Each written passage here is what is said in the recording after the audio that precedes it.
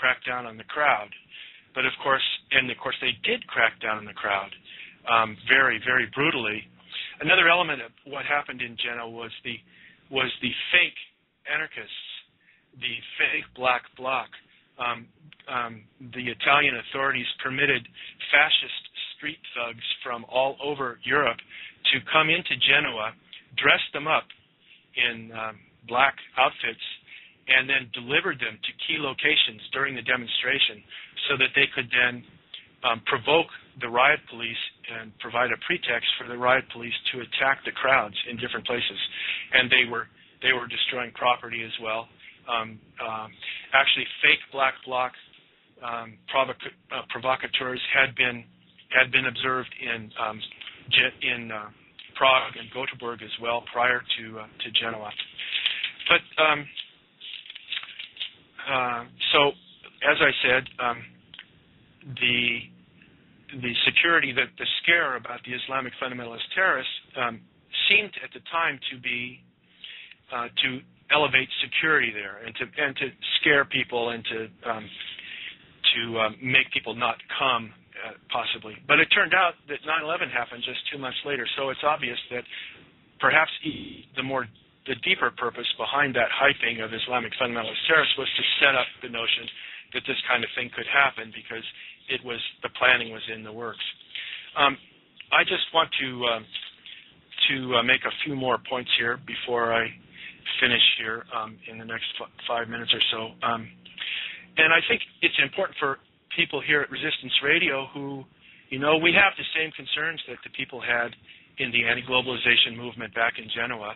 It's just that after 9/11, there hasn't been a single big anti-globalization protest.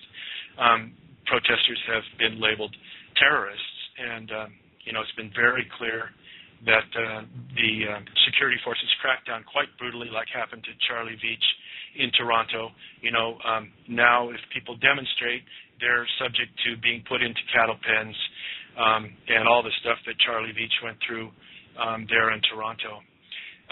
So I'd like to just try to make a connection between the present, the situation we're in right now, 9 years on, and the situation in Genoa and with the anti-globalization movement before 9/11 happened. And I'd like to ask the question, what oppositional force to U.S. interests was most feared back in 2001, before 9/11 happened? Who had the greatest strength, the greatest power to interfere with the expansion of U.S. military and economic power at that time? Was it Islamic fundamentalist terrorists, Islamic fundamentalists, or was it the anti-globalization movement, who were putting hundreds of thousands of people in the street practically every month or two? There was a huge demo planned for Washington, D.C. on September 30th when the IMF and World Bank were coming. I would like to throw out as a plausible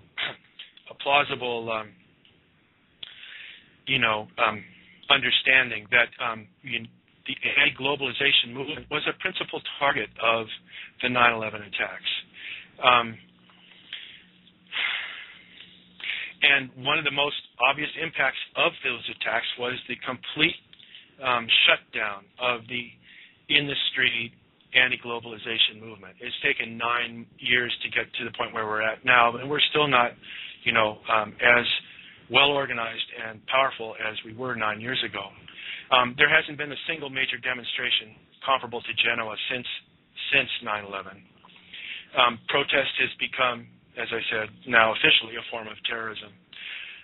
So it's at least arguable, I think, that the suppression of the anti-globalization movement was one of the principal objectives of the attack, perhaps co-equal with the one of launching a war, a long-planned war, into Afghanistan and Iraq.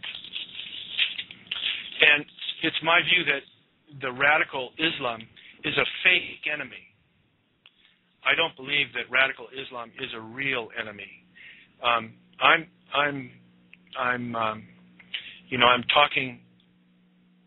talking contextually here. I've looked at all kinds of evidence of different kinds, and I'm trying to, make intelligent inferences from the full range of evidence and not be failing to understand the situation because I'm unwilling to look at the full range of evidence. I think that radical Islam is a creation of the U.S. and the U.K. secret services.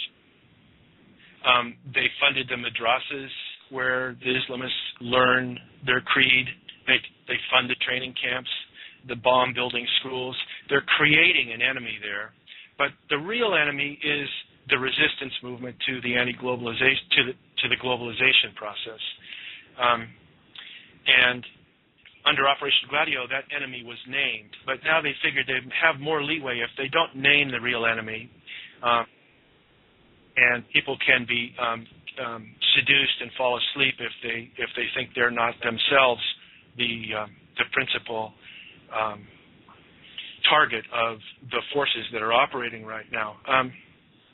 So I would say the U.S. wants globalization that it can control. The U.S. and the U.K. have allied themselves. They're creating a new world order, which I call sicko, state-imposed corporate oligarchy, sicko, or another term that I've used is a global fascist terror state.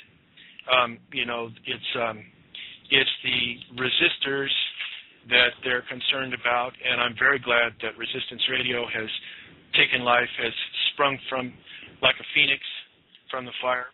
We've got a lot of work to do. So that's it for today, folks. Thanks very much.